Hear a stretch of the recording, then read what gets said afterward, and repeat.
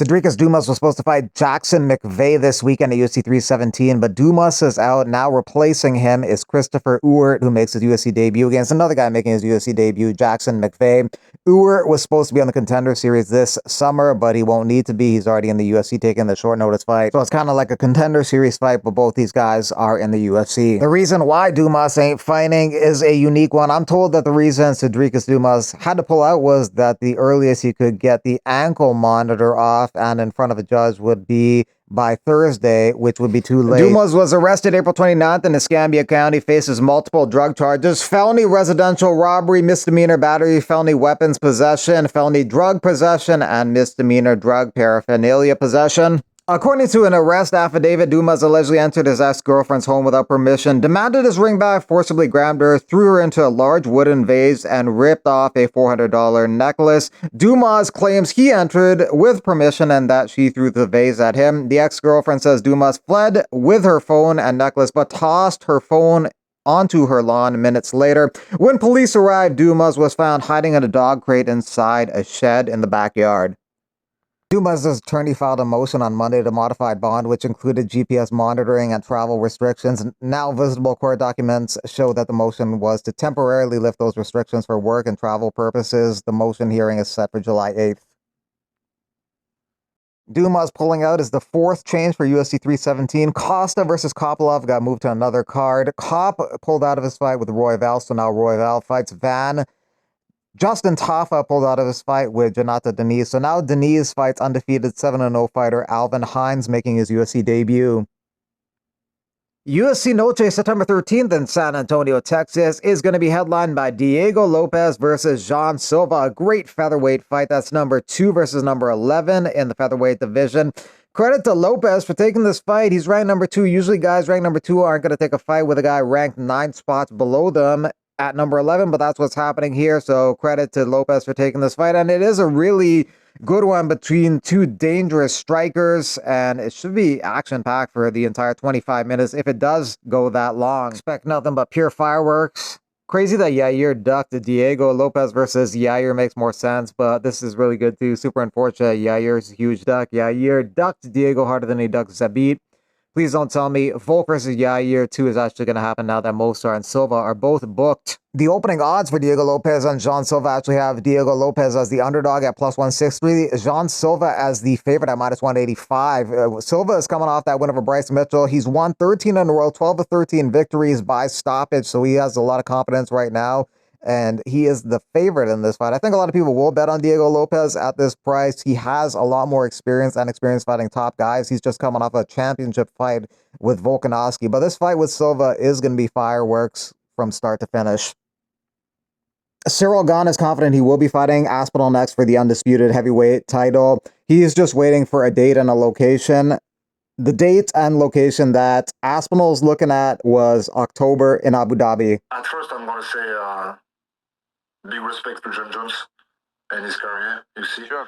But my manager, so Fernando Lopez, talked to the matchmaking with Hunter, and I know they work on it this week. And yes, we keep in touch. Nothing fixed yet. We're just waiting some more discussion and maybe the location and the date. But yeah, we are really confident of this fight happening because we know I'm the number 1 contender at first, so this makes sense. This makes sense. And the number 2 is Volkov. He fought already against Thomas Final and he lost. I won on it twice. And the number 3 is Pavlovich. He fought already against Thomas Pinal, and he got some lose also. So you're going to choice. The big narrative coming out of Gane's last fight was that Volkov got robbed. So I think some people have forgotten how good Gane is because that wasn't his best performance. Gane would argue was due to a foot injury in round 1. Volkov would argue was just because he fought so well and he's better. It would be interesting, though, if after all this drama with Aspinall and Jones, if Gane went out there and beat Aspinall. That'd be kind of crazy. And that's an outcome that John Jones is really hoping for. I can confirm UFC 321 is going to be held in Abu Dhabi. The official date is going to be October 25th. UFC wanted Islam Makhachev to headline, but Islam has expressed interest in fighting in the United States. So we'll see what happens with that and where Islam lands.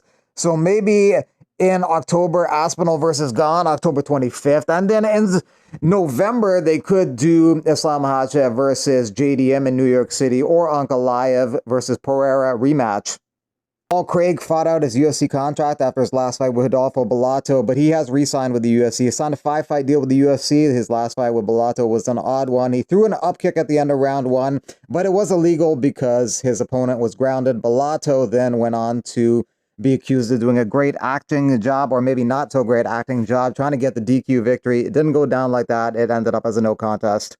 Renat Fakhretdinov will be taking on Andreas Gustafsson in a welterweight contest September 6th at UFC Fight Night Paris. Renat is on a 20-fight unbeaten streak, which has dated over 10 years now. But his last couple fights have been close. 2 fights back, he had a split decision against Nicolas Dalby, and a lot of people thought he lost his last fight against Carlos Leal, but in the end, Renat was awarded a unanimous decision. Andreas Gustafsson just made his UFC debut and looked really good, battering and beating Chaos Williams for 3 rounds. He seems to have really perfected his style of just pushing his opponents up against the cage, turning the fight into a grueling Greco-Roman wrestling contest, and then just draining their energy and battering them with knees, elbows, and punches. He more than likely will try the same thing against Renat. They're probably going to be engaging in a Greco-Roman wrestling fight by the cage a lot, so if Renat gets tired, he could be in some trouble in this one. The main event of UFC Paris on September 6th is Amava versus Bahayo, number 1 and 6 in the middleweight division. The winner of this fight will likely take on the winner of DDP versus Khamzat Chimaev, which takes place 1 month before this fight.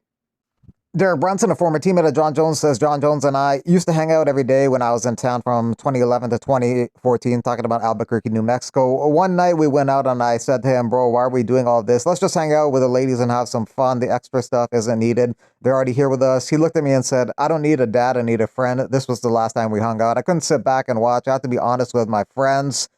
So what's the extra stuff? Even alcohol is extra stuff for me. I don't drink. The Liver King got arrested for making terroristic threats against Joe Rogan. Joe Rogan, we don't have to make videos to pretend anymore. All of this is happening. We're coming to you. I've challenged you man to man to a fight. Honorable. And we don't have to pretend or make any videos. The world is watching. They'll make the videos for us.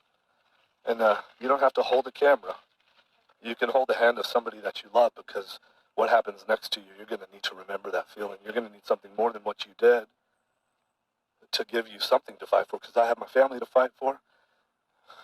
And I'll die for them, you know that.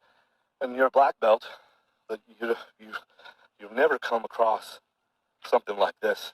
Willing to die, hoping that you'll choke me out. I pray to God, because that's a dream come true. It feels good. And then the limbs, I'm fighting for my family. So limb. Go ahead. Family's coming over.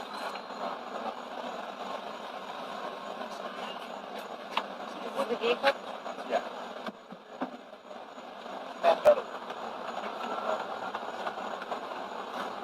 You guys handcuff some people in the back of the car?